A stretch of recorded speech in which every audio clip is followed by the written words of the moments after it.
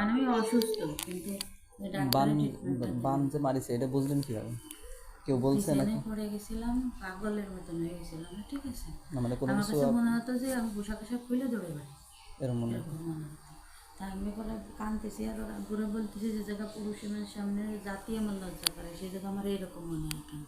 আর কাগজ তো চলে যায়, বাড়ি দাঁড়াতে পারতাম না। পরে অসুস্থ ডাক্তারের কাছে গেছি। পরে ডাক্তার বললো ইমার্জেন্সি এন্ডোস্কোপি করতে হবে। তাহলে দেখা গেল নাকের ভিতরে, কানের ভিতরে, গালের ভিতরে, তারপর গলার ভিতরে, তারপরে এমনি দেখা বাজারে এইসব জায়গা খোলা উঠেছে। পরে আছে পেটের ভিতরে, প্রত্যেক নাড়িতে খোলা উঠে গেছে। পরে মানে ওই রকম মা পাগলামি শুরু হয়েছে, সেই সময় মা তুলে এসে নিয়ে গেছিলো। এবারে পরে একটা কবিরাজের কাছে নিয়ে গেল, উনি করে যে পীর বাড়ি নিয়ে গেছিলো, বান মেরেছে। আর 3 জায়গায় নিয়ে গেছে, 3 জায়গায় বলেছে বান মেরেছে। কোনো প্রমাণ পান নাই না, মানে কোনো তাবিজ কবজ বা বাড়ি পাইছেন?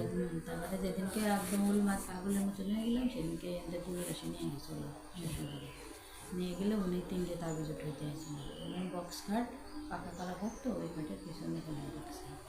2 কোনায় 2টে পাইছিল। আর বাড়ি ঢুকতে পথে গেটে উঠোনে আবার পাকা করা, উঠোনে মাঝখানে কোথাও গাড়ি না, ঢুকতে পথে গেটে রাস্তার সাইডে একটু কাঁচা আছে, মানে মনে করেন যে এমনি এতটুকু জায়গা কাঁচা আছে, ওইটুকু